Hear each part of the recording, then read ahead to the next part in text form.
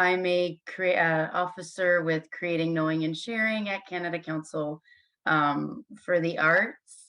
I'm also from Labrador, and so I can understand a lot of maybe the northern challenges and what it's like to apply as a northerner. Um, and today I'm speaking to you from Anishinaabe territory, close to where the Canada Council offices are located. I'm just on the Quebec side of the Anishinaabe territory, out in the woods near Wakefield, if anybody knows where that is. And I'm here today to speak to you about how to get started, how to apply for a grant, and the online portal as well, and how to submit applications. So I'm happy to be here today. Great, thanks so much.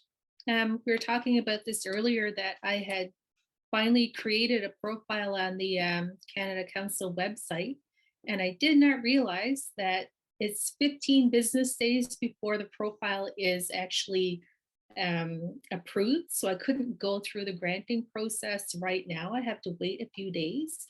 But I think you have some screenshots that you wanted to share, and we would go through the process like that. Absolutely. I will share my screen. So everything is online, how to apply, and it all starts with creating an account. Now that account is, typical account creation, name, email address, birth date, personal information. And if you scroll down, Danielle, a little bit, um, you can also apply as an individual, a group of artists, if you're part of a collective or an organization. But today I'm going to focus more on how to apply as an individual artist, which is the step by step is still very similar for groups and orgs as well. That applies to anyone here today. If you scroll down a little bit, a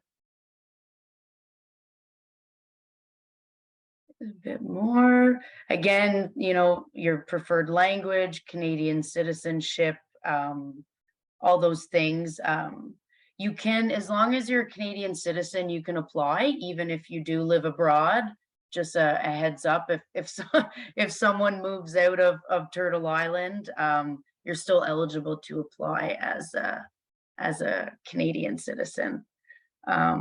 Again, birth date, your first year of your arts practice. This is just an estimate.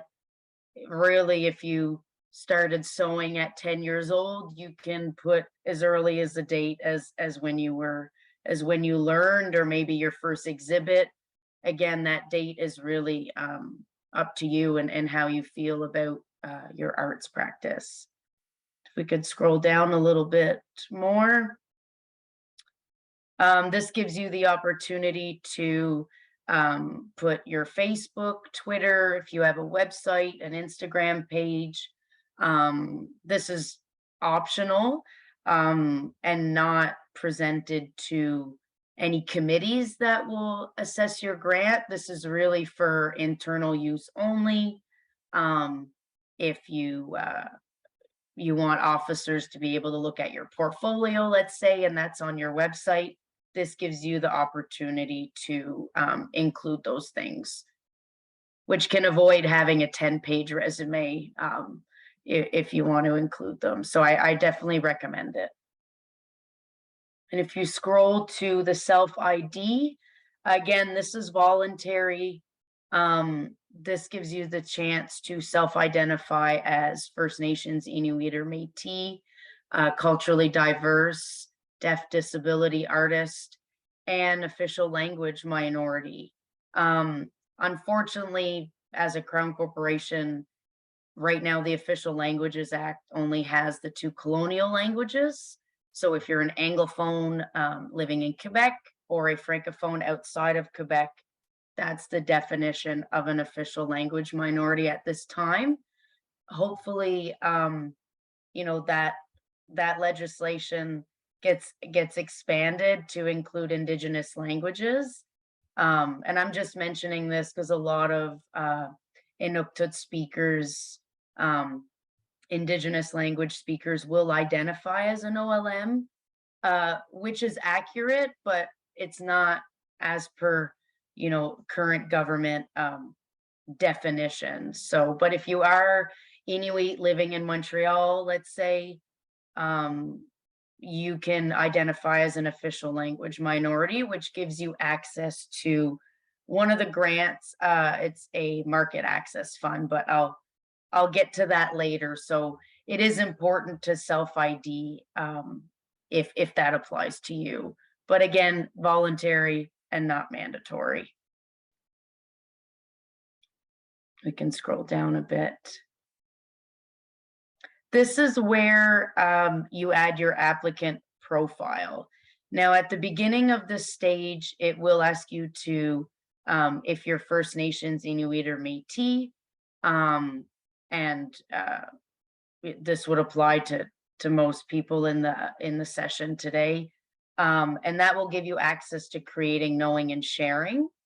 So self IDing as an Indigenous artist is one thing, and having an Indigenous arts profile is another. So you can self ID as an Indigenous person, but not have that Indigenous arts profile. And then you'll be considered a strategic priority in other programs, but you won't have access to creating, knowing, and sharing. So please do submit, self identify, and submit the Indigenous arts profile. If you do meet the criteria for, let's say, visual artist, musician, that's where you select your field of practice, because the other programs still function by disciplinary profiles. So theater, visual arts, music. So, and you can't have more than one profile. You can have five if that applies to you. You can have just one. So I do recommend having an Indigenous arts profile and choosing your field of practice to have another more specific profile.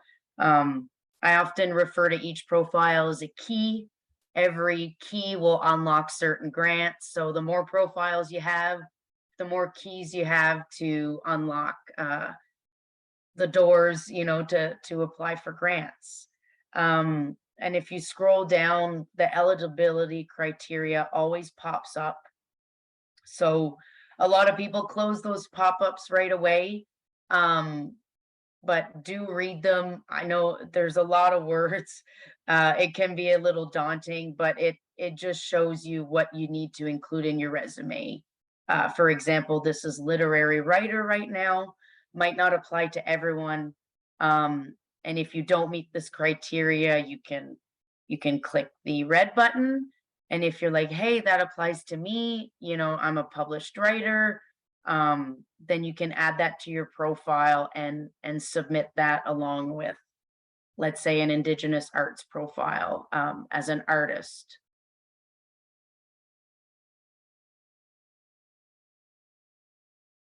Again, once you have your applicant profiles, it will show you, there's kind of a dashboard at every step of available programs, which profiles you have, if you have more than one. And if you keep going to the next step, this is where you upload your resume or a bio. So if you can create your portal account, but really to have access to funding, you need to have a resume or bio ready to upload.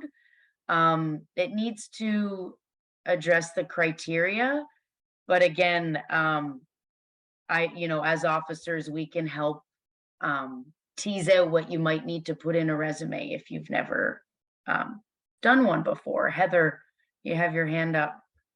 Yeah, I just wanted to say when I was going through the process, there was a pop up that came up for kind of the eligibility for visual art is kind of what you would need as an artist, a professional artist. So I was hoping you might be able to talk a bit more about that. And also, because I work at the foundation, I have like an organizational Mm, profile. So in my mind, I'm like, oh, I have a profile, so I don't need to do another one. But yeah, it's good to know that even though I have the first one, it does still take that 15 days to get the second one approved. exactly. Yeah. So, um, as a visual artist, let's say things to include would be, commission works, exhibitions, really include things that are specific to your arts practice, your cultural knowledge. How did you learn? Where did you learn? Um, and, we don't need to know, it's not a job resume, which a lot of people upload. So, you do have to create something specific to your arts. Practice. And like Heather mentioned, as an individual, you can apply, as yourself as an artist, but you can also be part of a group if that applies to you, or like Heather, you're part of an org. So each applicant type is not associated, like if you're part of an org, you're considered that organization applying. You're not considered Heather within the org, for example. So each applicant um, is in itself considered a different applicant type. So just because you're part of a group doesn't mean if your group applies, let's say, and has reached its application limits, which for most components, it's 3 project grants per year. So as a group, you can apply 3 times. And as an individual, you can apply 3 times because those are your separate applicant types. Um, and that applies to a lot of artists because sometimes they got their own things going on with their solo careers, but they also work with a group or organization. So when you apply as that group, you're really that group. Um, and you're not like overlapping with yourself as an individual. I hope that makes sense. If yeah. As you know, we've got funding for a pilot project with the funds coming from the Canada Council. Will that pilot project affect the three? Like, is it included in the three um, grant applications for the Canada Council, or is it separate?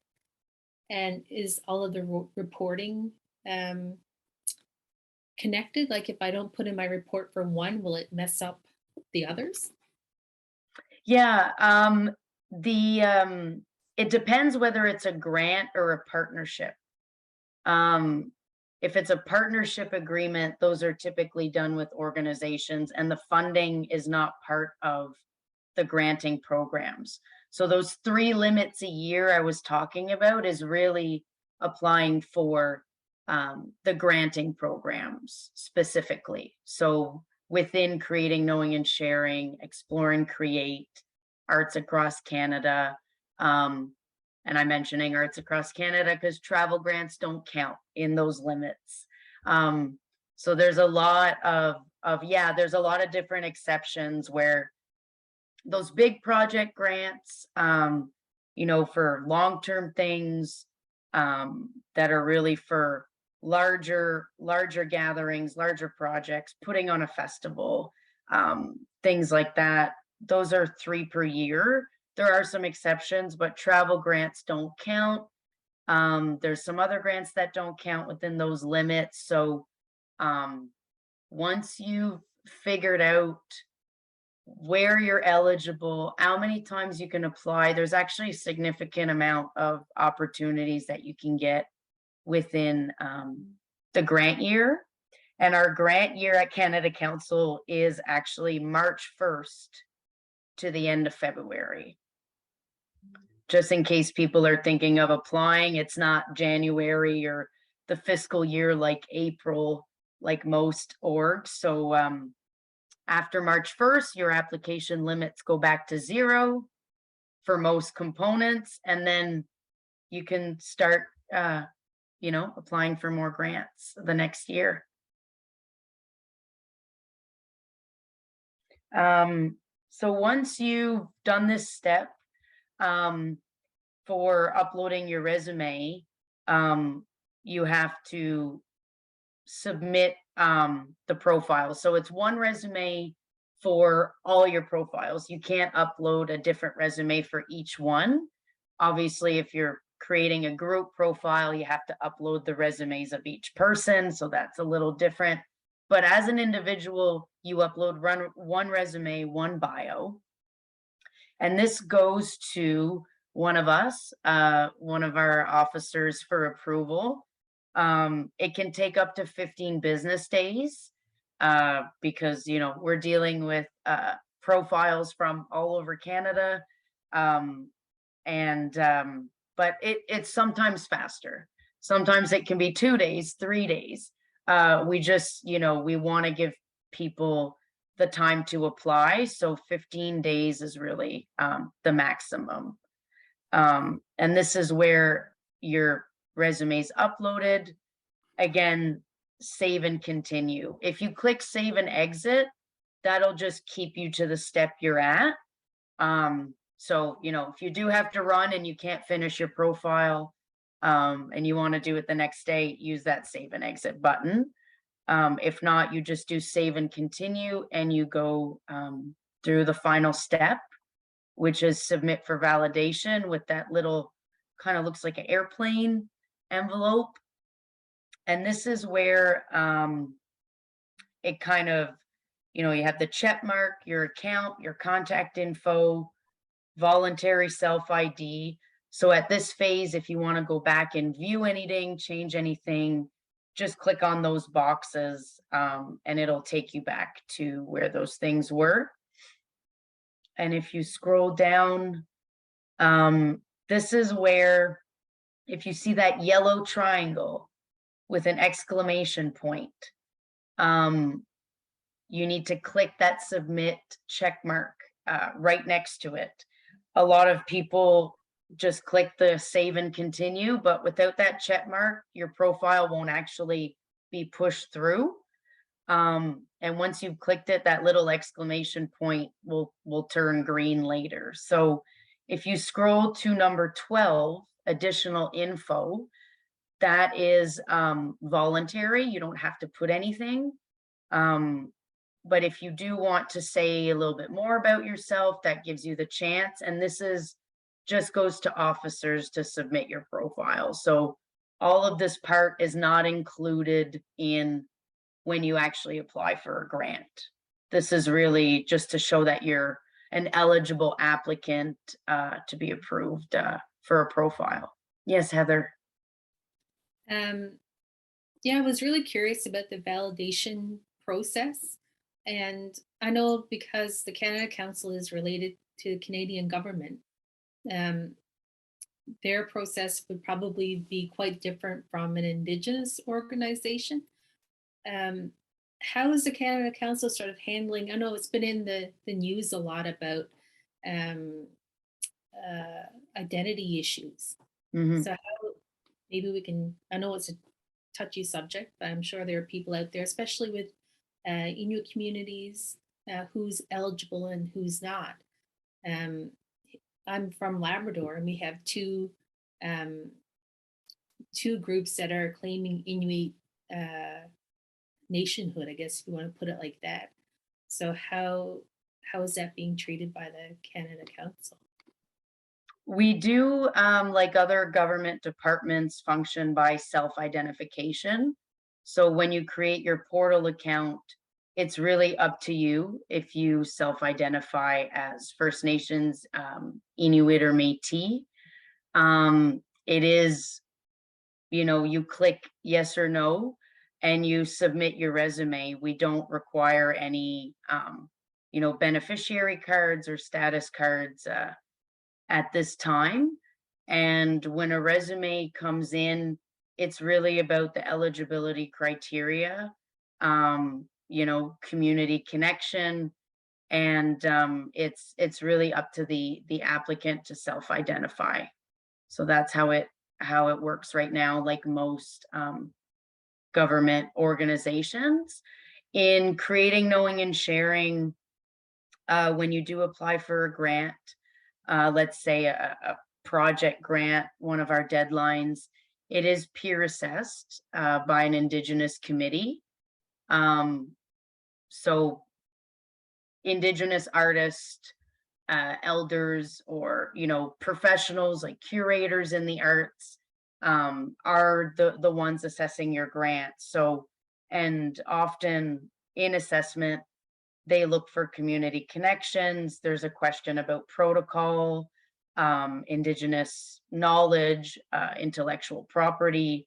So there are opportunities to, um, address those connections, and just be mindful that it is an Indigenous committee that will be assessing your grant when you apply.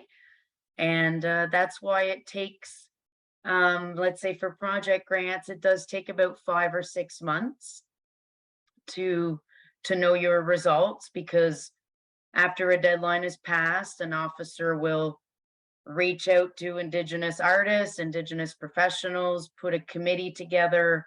They need to read all the files, get together and assess grants.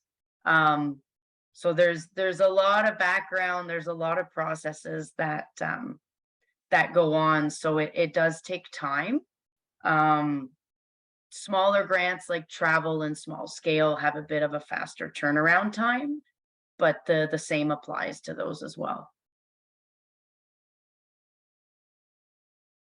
Okay, great. Thank you. That's really Yeah. helpful.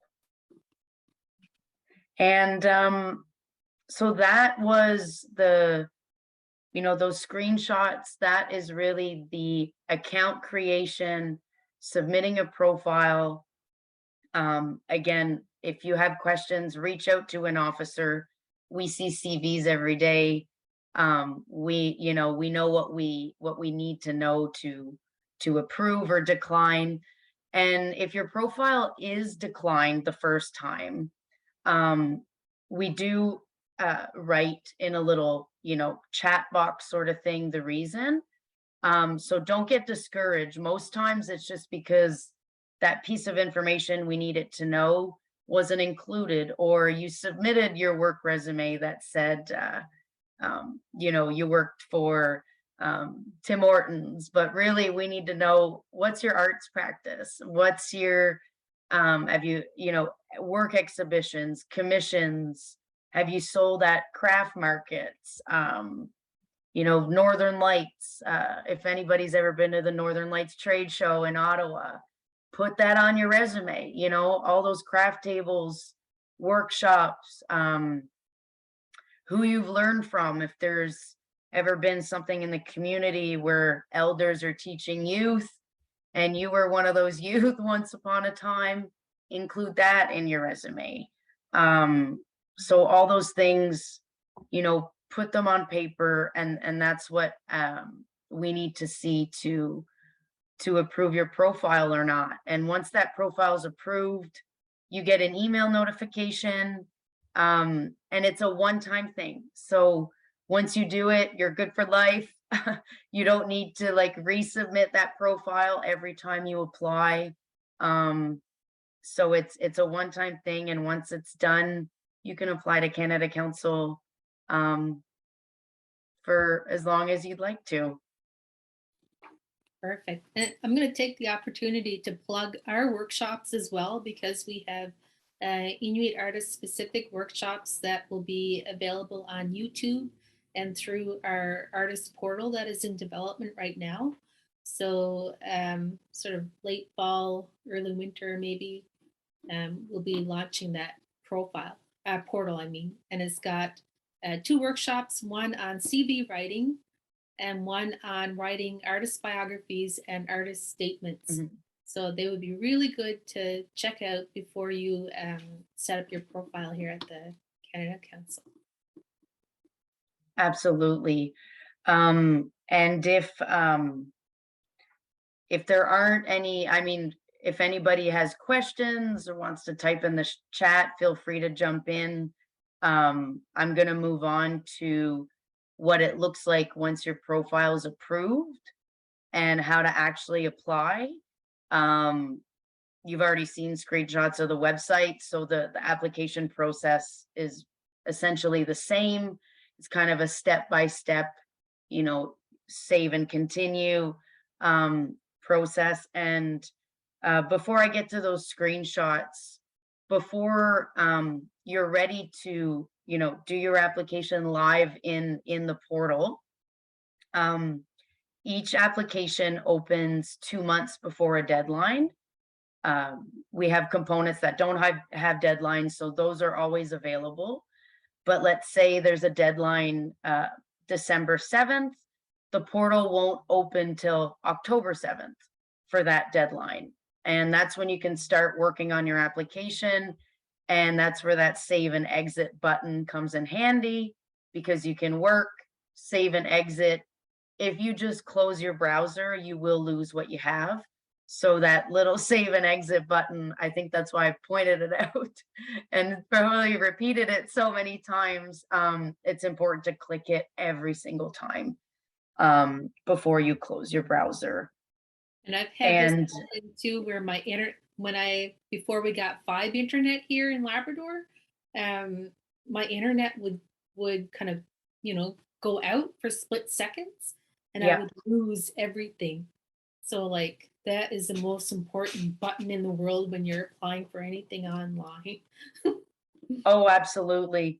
And that's a good segue to my, you know, my next point of how to apply is basically there are Word documents with the preview forms and the preview questions. So I always recommend to start a draft application on paper in Word. That way you're offline, you're not live in the portal, and then you can do some copy pasting later when you know your internet is stable and you have what you need. So it's always important to review the questions first. There's a budget form that needs to be filled out because obviously you're applying for funding. You know, we need to know your expenses. We need to know what you need financially to be able to do the project. The budget form is in Excel. So if you have a Mac, you might have to, there's a free software that'll um, uh, do the compatibility and whatnot, but just keep in mind that it is an Excel form. Um, Letters, if there's anybody involved in the project, those are all the type of things you need to gather before you sit at your computer to write and submit. Have letters from your participants. Very simple.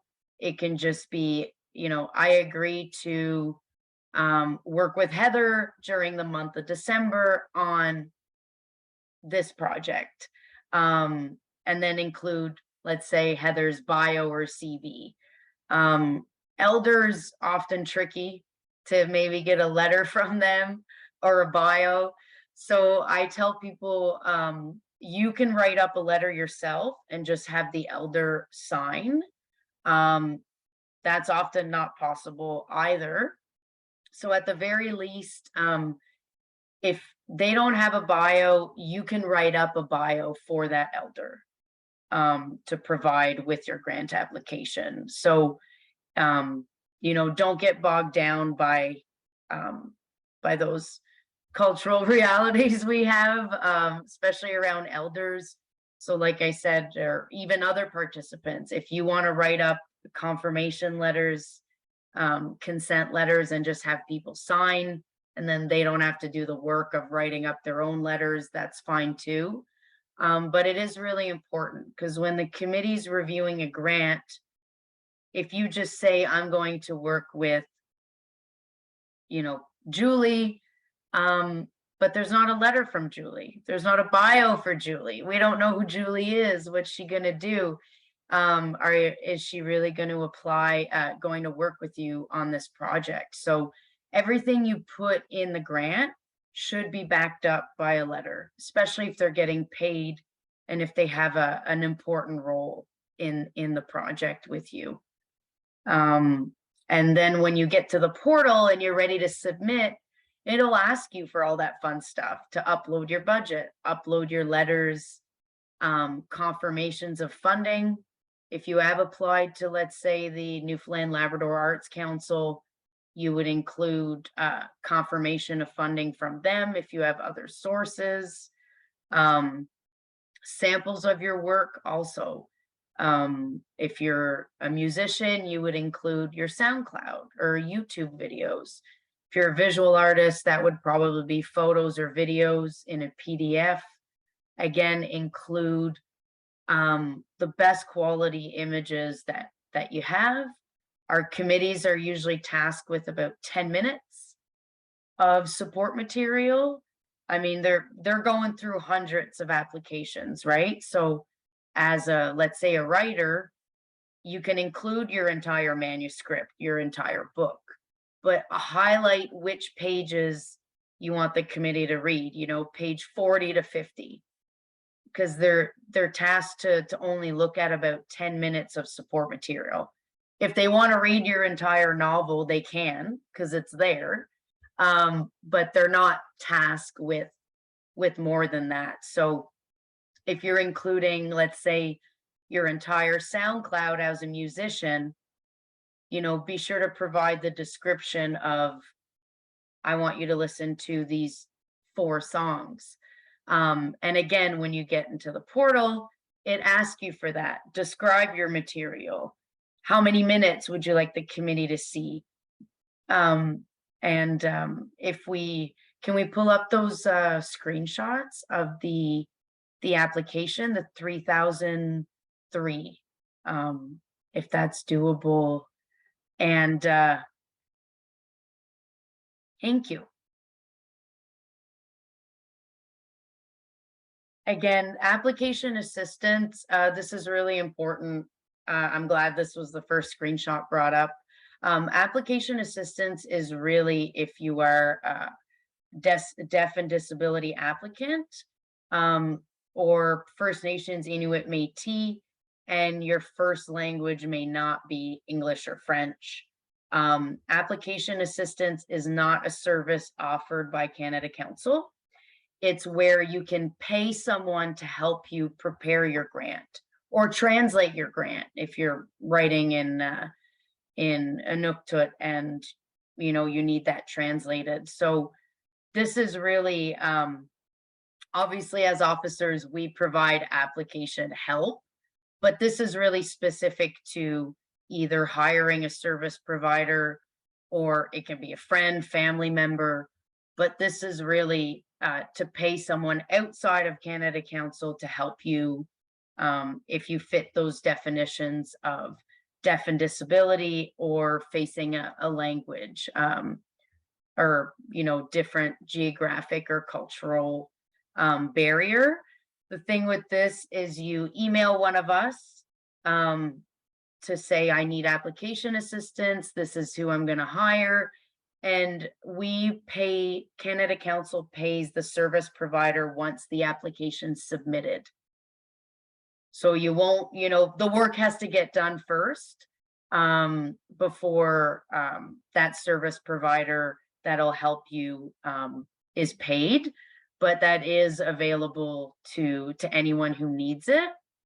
And if all you need is, if you don't fit those definitions, but you just need help with your application, how do I fill out my budget? And what letters should I include? That's when you can call me or one of my colleagues and get that, more technical help. We can't proofread applications, but we can let you know what expenses are eligible. Again, like I mentioned earlier, what a CV or bio should look like.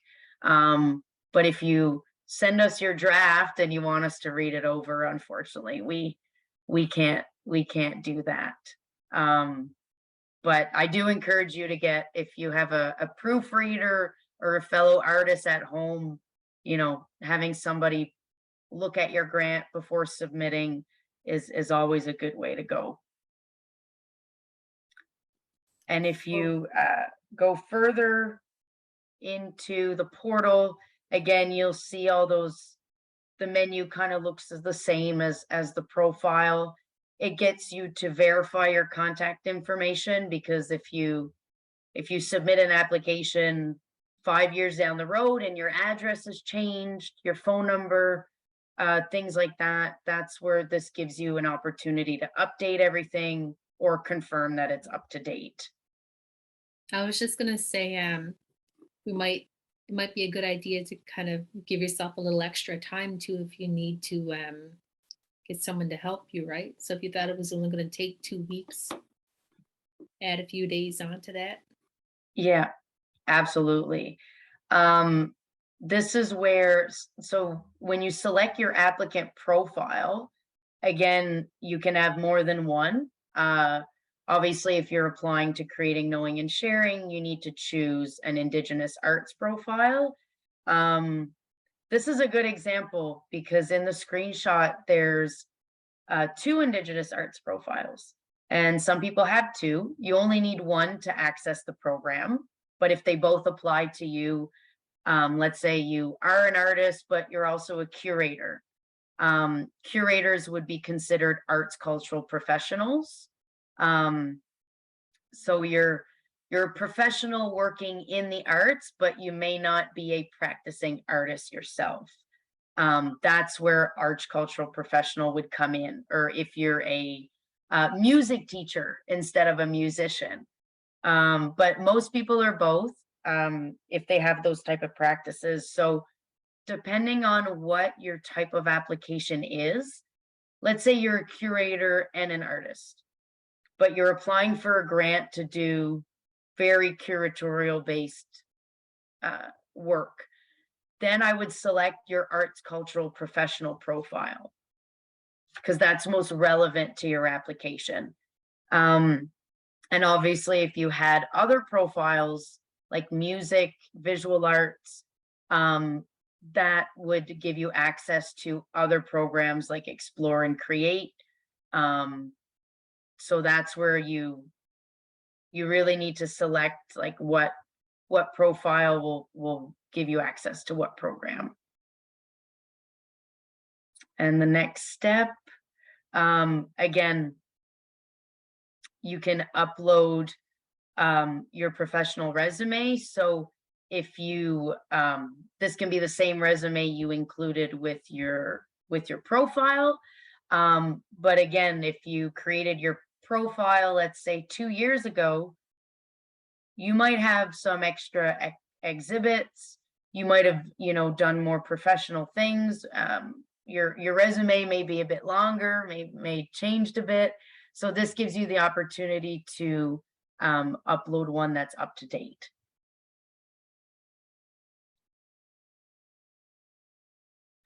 And the preparing the application. So all of these documents are available in our preview applications that you can download as a Word document outside of the portal profile.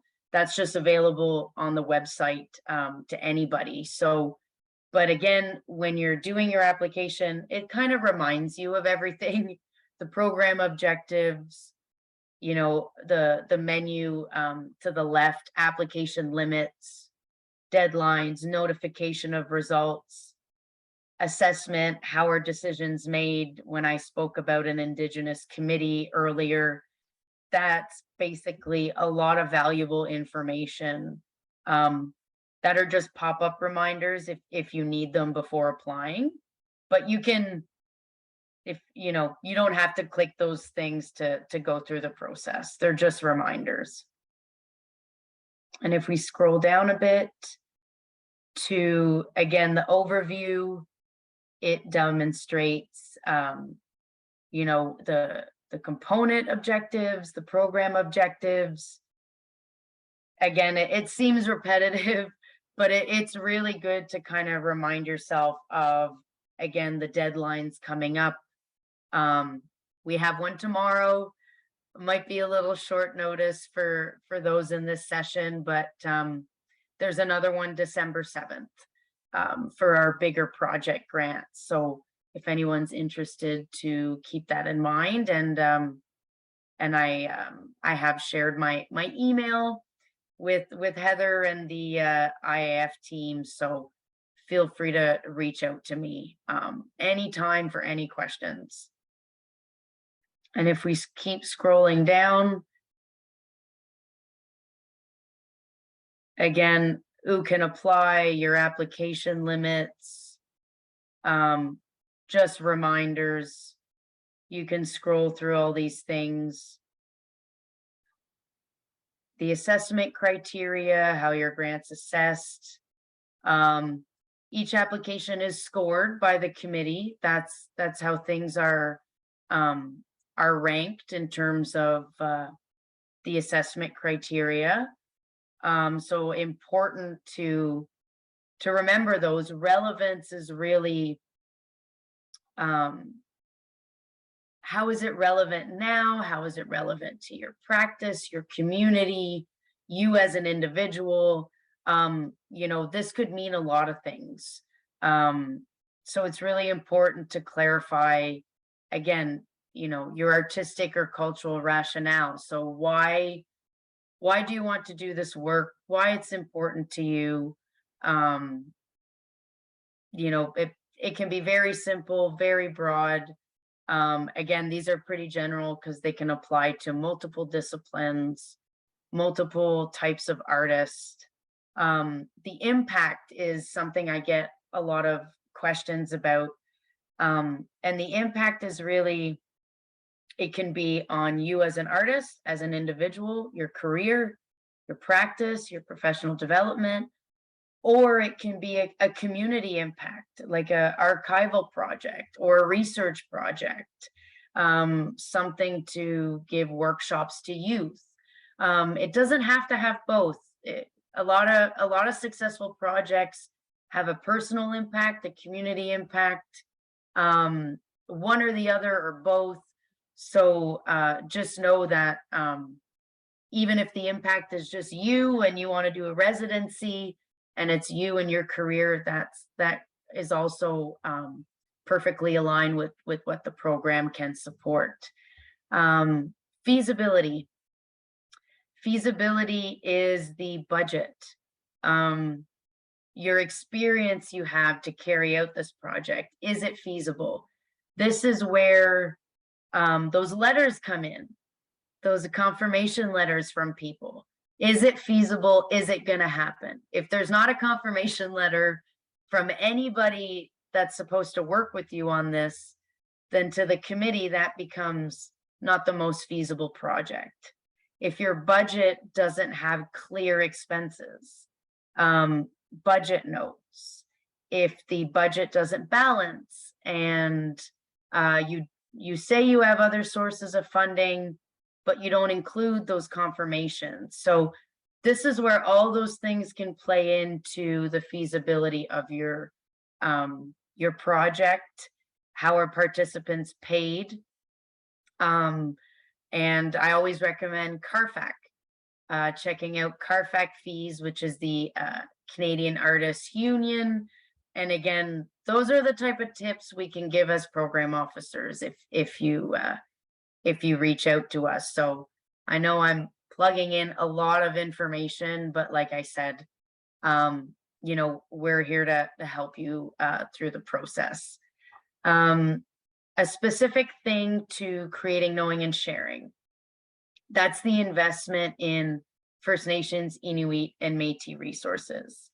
Because this program is reserved for First Nations, Inuit, Métis applicants, the funds are prioritized to those applicants. So if your project involves non-Indigenous peoples and you're paying them, that's totally fine. It can be collaborative, settler, Indigenous, even international communities, if that applies to you. But most of the funds do need to be going to Indigenous applicants, whether that's yourself or participants. So if your project, and this happens a lot, sometimes as an Indigenous applicant, you have a project that might just involve a lot of non-Indigenous collaborators. That's where I would recommend applying to Explore and Create, or maybe another Canada Council program where the funds are not designated to go to Indigenous human resources. So if that applies to you, don't get discouraged. There are other programs that you can apply to for those type of projects. But if I would say a good rule of thumb is, at least 60-70% of the budget needs to be going to Indigenous human resources if you're applying in the Creating, Knowing, and Sharing program. Indigenous traditional knowledge and cultural intellectual property. Um, it does say if applicable to the project. Sometimes it is, sometimes it isn't. It's really up to the applicant to address this. Again, like I mentioned at the beginning around self-identification, this is the question where, you can speak a little bit more about yourself, your work, your connections, and the committee will be seeing those answers and those responses. So I always advise to never leave anything blank, even if it's not fully applicable to your project. You can use this question as an opportunity to address other things. My advice is, yeah, don't leave anything blank. It's always better to have a complete application and to address every question, even if it's just in a short sentence. And if we scroll down a bit, this is where, again, the required information comes into play. Your project plan and a timeline. This is a document you have to create. So it can be a calendar, it can just be point form, month by month, week by week, a one pager, nothing complicated, but we do need to see a timeline and a project plan document. Your budget, which is the Excel budget itself, that is a required form. You do have to use the Canada Council budget template. But if you want to include your budget on another type of form, you're more than welcome to upload that and include that. But the Canada Council budget does have to be filled out also. And you can include a complementary budget, maybe in a, more in a calendar format or something different than an Excel if you really want to show how the funds are going to be used. Again, you will also need to include biographies of participants, letters of confirmation. If you're collaborating with an organization, with let's say a community center, or a community, the band council, Nunatsiavut government, a non-Indigenous organization that you're collaborating with, this is where you would include those confirmations as well, other sources of funding, and samples of your work and the work of participants. So if Heather and I are working on a project together, I would include samples of my work and samples of Heather's work. So again, it's really important before you get to this portal stage, you need to have all those documents saved on your computer, ready to go. Heather. In our last meeting, we were talking about this possible idea that I had to start learning more about Inuit grass work. So that would put me into, even though I'm established in painting and drawing, I would be a beginner and would need a mentor in grass. So would I apply with images of my paintings, even though I'm working on grass work? Or, yeah, it's just a weird little. Yeah. Oh, I get that question all the time. So as a professional artist, if you have that approved profile, you're eligible to apply, even if your project involves learning something new. Typically, if you are learning something new, you should have some type of mentor, letter, bio from them, but it's not required. So that for aspiring artists only, that really applies to the profile. But again, like Heather mentioned, if if you are a professional artist, but you're just learning a new medium, a new craft, you might not be an aspiring artist as an applicant type, um, but it would still be beneficial to your project to have a mentor or someone to teach you. Um, and again, you would include samples of your previous work as a painter, Heather, because it's something maybe you've never done before with that grass, but you can include examples of work, um, of what it would look like, what you hope to do. So a bit of both, a bit of both. But yeah, if it's something you've never done before as an artist, you would have to include, you know, the things that you have done, if you're learning a new craft. Um, Thank you. the grant. Oh, go ahead. Sorry. No, I was just saying thanks. Oh, you're welcome. Um, the grant payment and final reports. This is a good segue to what I was going to mention this earlier. Our Canada Council grants are all Canada Council grants, not just in this program, are taxable income. So everyone's situation is different, especially for our communities, Indigenous artists, on reserve, off reserve. Is your project being done on reserve, off reserve? Those are all questions for CRA and your accountant. What Canada Council does is we issue the T4s. If you're successful with a grant, you'll get it in the mail. So that's why I tell people to keep receipts, keep track of all your things, and depending on your individual situation, it is taxable income and you will get a T4. So that's important to keep in mind, especially if you're applying as an individual. And again, Canada Council doesn't do taxes, do tax advice. Really, it's just we mail out those T4s, and you do need to speak to Canada Revenue or an accountant or other expert for how to manage that as an artist, when you do get a grant, because a T4 for a $50,000 grant you get as an individual is a lot to manage. So there is kind of that grant administration side, that you need to be prepared for or mindful of. Yes, Heather. Does it matter if you haven't done out your taxes for a while? I don't know. Again, that's a good, like, that's a CRA accountant question, right? Because for our final reports, we require a final report form, and that budget you submit with the grant, you got to save a copy because you're going to need it for your final report. There's like an actual column in the Excel that you're going to have to fill out.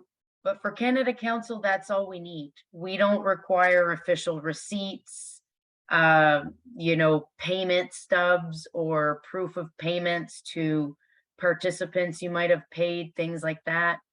But I tell people to keep them. Keep them, keep them, keep them. You will need them for your taxes at the end of the year. But for us, it's really just a final report form.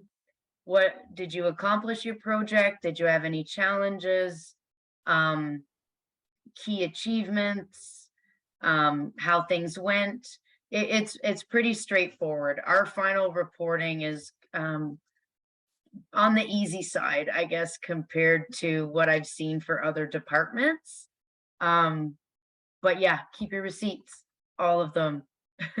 Oh, very good. I was just thinking back to when, I was a new mom and had to get daycare subsidies, and you did need your tax return for that. So that's Yes. And that's actually, I'm really glad you mentioned that. Being a new mom or a new dad, childcare is eligible in the grant components. wow. Whether that's paying your grandma or your auntie, or a professional babysitter or daycare.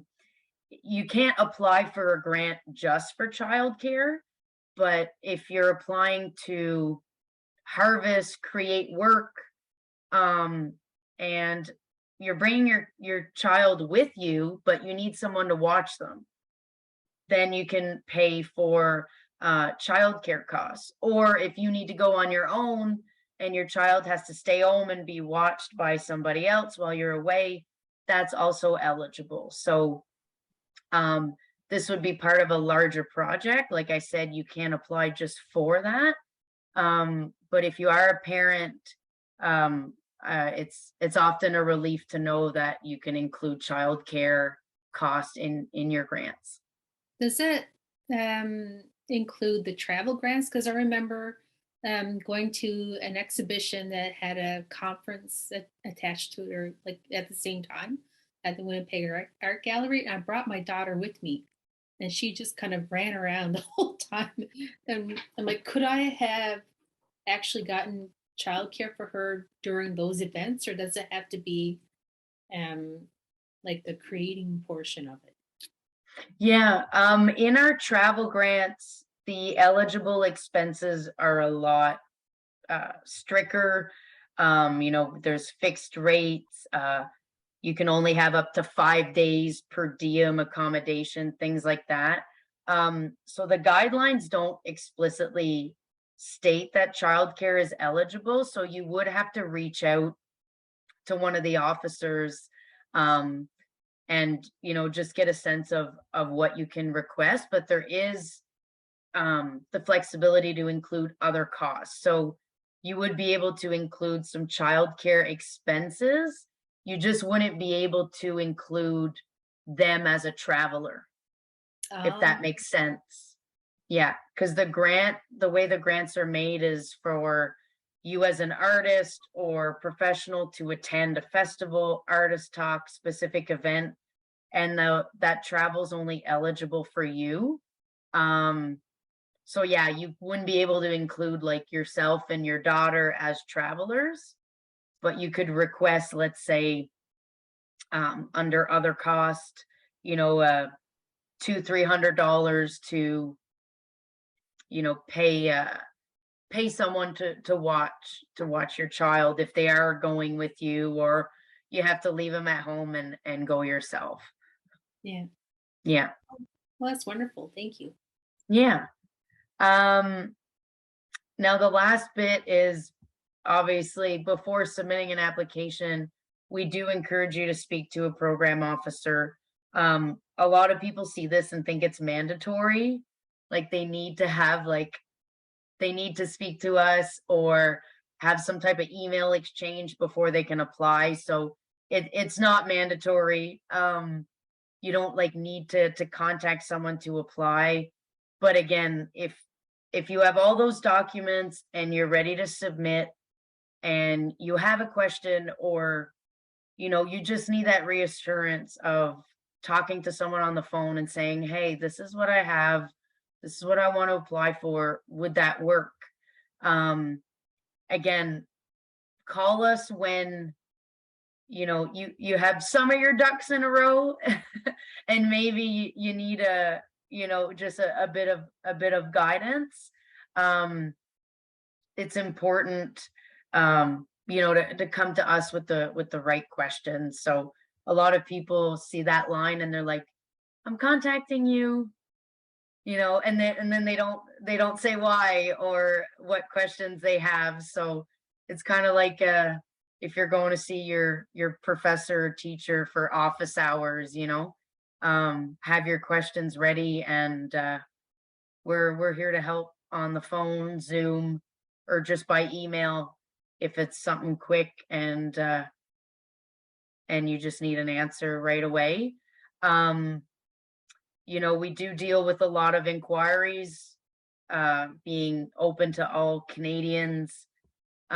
So if you're emailing us the day before the deadline, you might not get a response a response in time. So do be mindful of, usually the 3-4 business days, to respond. So the sooner the better, you get in touch with us. And before you go to the next step, you need to confirm that you've read the program guidelines and whatnot. And then you can move on to the actual application phase. Give your application a name. Again, this is really up to you. Some people get really specific. And another thing to point out also, you'll notice in brackets approximately 10 words, 65 characters. So the portal has character limits, not word limits. So 65 characters is approximately 10 words. But if you type, let's say 70 characters, the portal will cut you off at 65. So you might get a, incomplete. So if you are copy pasting from a Word document into the portal, be mindful of your character counts. So exclamation points, dots, commas, all that counts. So just be really mindful when you're copy pasting. And if you scroll down, third-party access. This is optional. What this means is, let's say you have an agent, manager, or someone who's just more tech savvy and of helping you apply. This is where you can put their email. They won't have access to your portal, your personal information, your profiles. They will just have access to the grant application that you allow them to have access to. And this can be done for all applications. So do use it if that applies to you.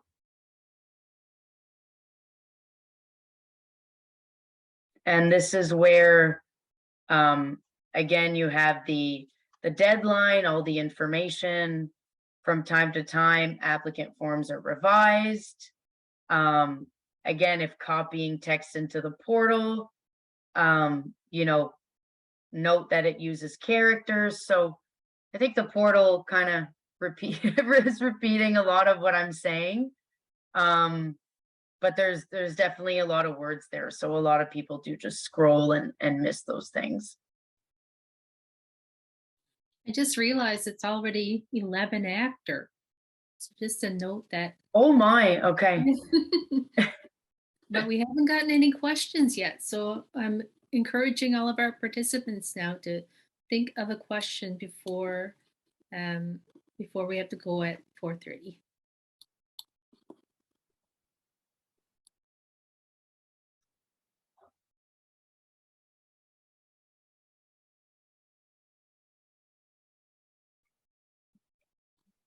So yeah, I think we can just keep going until we actually get any questions popping up here in the chat. Yeah. And I mean, this is really, technical portal stuff, sorry.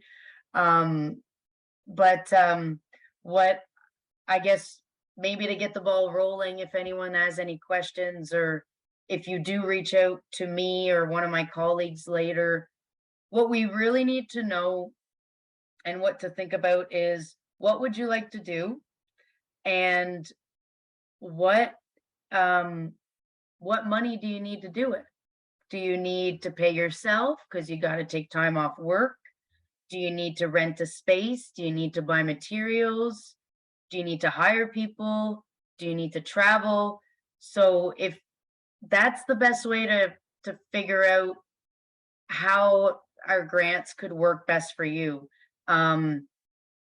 So I always recommend, when you reach out to me, you might not have a clue what grant you want to apply for, where you want to start, but if you tell me your expenses and what you want to do, I'm that guide that can point you in the right direction. So I don't know if anybody has an example of something they'd like to do or always like to do, but never had the funds to do it. And that's often the best way to get thinking of what grant might give you the opportunity to make it happen.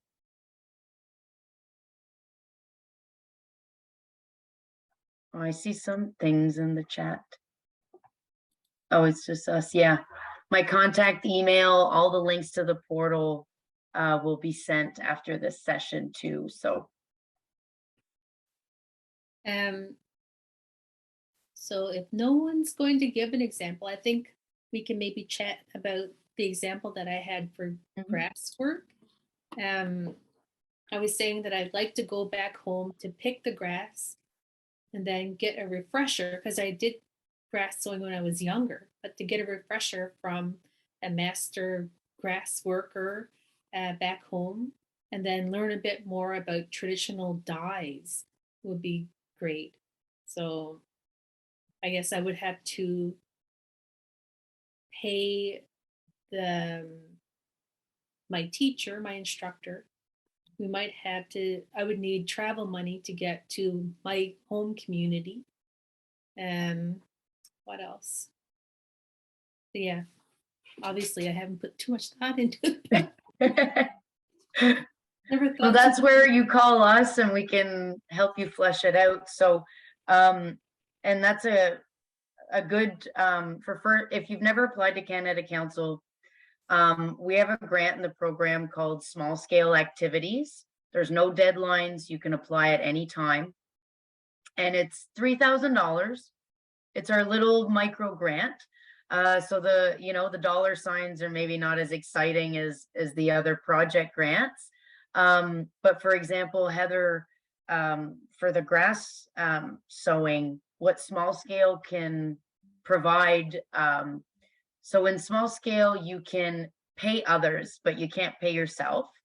You can have some travel, but only half the grant. So it could be a good grant to, let's say, $1,500 in travel to get you to go back home or to visit a community where someone can teach you. And then the other $1,500 would be to pay that mentor, pay that teacher. Um, you wouldn't get a fee for yourself to create or your time, but I mean, $3,000 is still a good chunk of money where your travel can get paid and the fees to that mentor paid.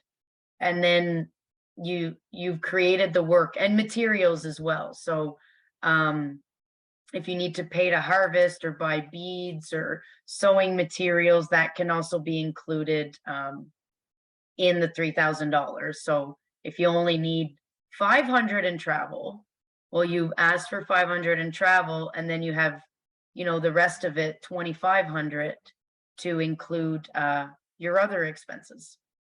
And again, a letter from that person, or at least their bio, your travel plans, and what materials you need.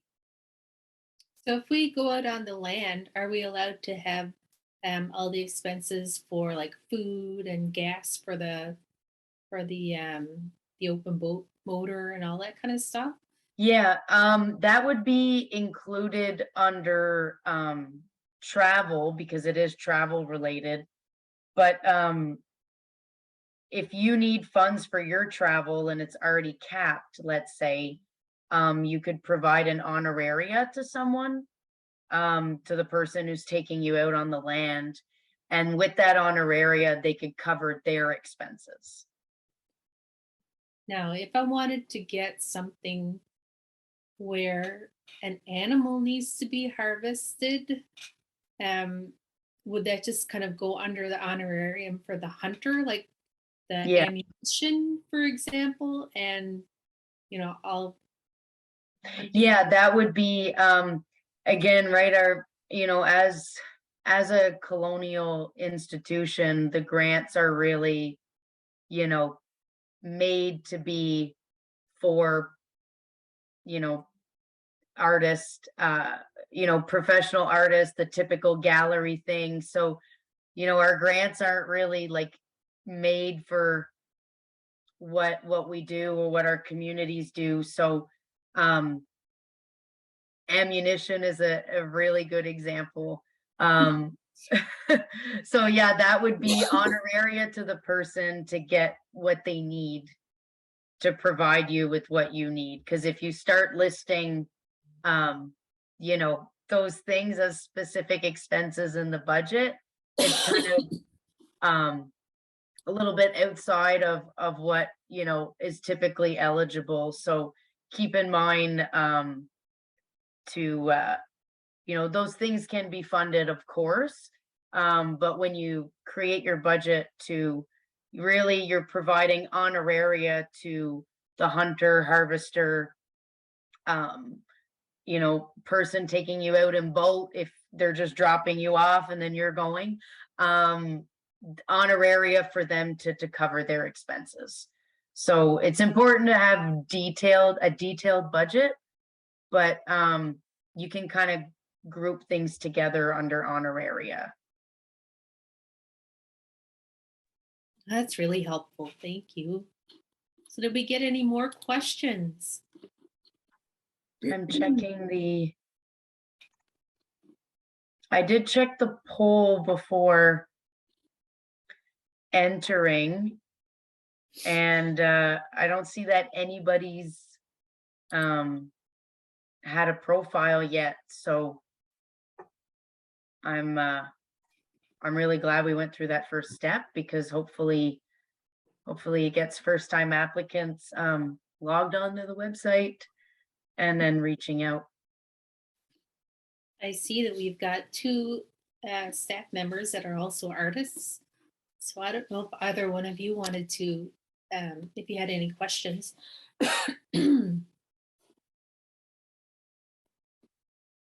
I guess they're shy, but we've got 10 minutes to kind of think of anything else that might help out. Yeah, especially first time applicants. I don't know if you're able to share with us just how many Inuit applications you get per year, or anything like that, because I think a lot of people are intimidated about Yeah. setting up their profile, but also, oh, I don't know if I'm really like, at that level yet, or, I guess maybe we think it's for people that are so well known, but I think there is a lot to offer for people that are just starting out as well. There is a lot to offer.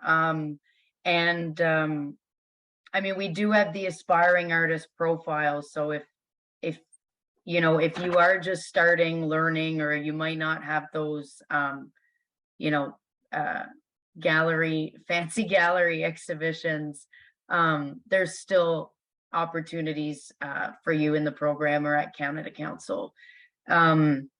The North is really underrepresented in general, Inuit also. I mean, we do get some applications, but we definitely would like to see more. Um, and just a bit of I guess, in terms of typically the committees that assess the grants, I would say, for example, we typically get, for our deadline tomorrow, September 21st, that's short-term projects. We typically get about 100 or so applications, sometimes 150. And about 30% of those applications will end up being funded. So it is quite a competitive process. You are competing against very, professional artists, some at the beginning of their career, but again, it's really about the merit of your project. And I have seen a lot of first time applicants be funded, a lot of aspiring artists, cultural carriers. So don't get, discouraged by who you're competing against, what regions, urban, rural, professionalism. There's a lot of great successes that have been, people's first grants. And what I would recommend also is, checking out your provincial funding, your local funding, also having other sources of funding for a project does, help with the success of a grant, I'd say, just to see that there's community support or there's other support, especially if your budget is quite large. Um, and for um, what a lot of I would say I really like the small scale component because a lot of northern artists will use it for materials, soapstone, furs, and if you're up north and you need to get, let's say, beads, there's, might not be a bead store in like Makovic, for example. So small scale could be, buying those beads online from a store, paying for shipping to get the materials to you. Um, so I think there's a lot of ways that those grants can help, um, artists create and do the work they do. Well, I have one question about collectives. I've often thought about this, that if a group of artists got together and did like a huge order of supplies in order to take advantage of lower shipping costs, could they do that? Does the organization or the artist collective have to have been around for a certain amount of time before they can apply for a grant?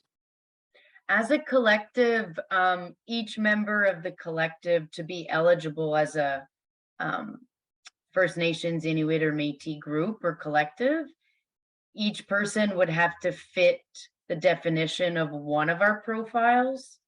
So elder, cultural carrier, aspiring artist. So they don't all have to be professional, but they do have to meet at least the criteria for individual profiles. Um, but yes, they could apply. I mean, if you apply to small scale as a collective, the maximum is still 3,000.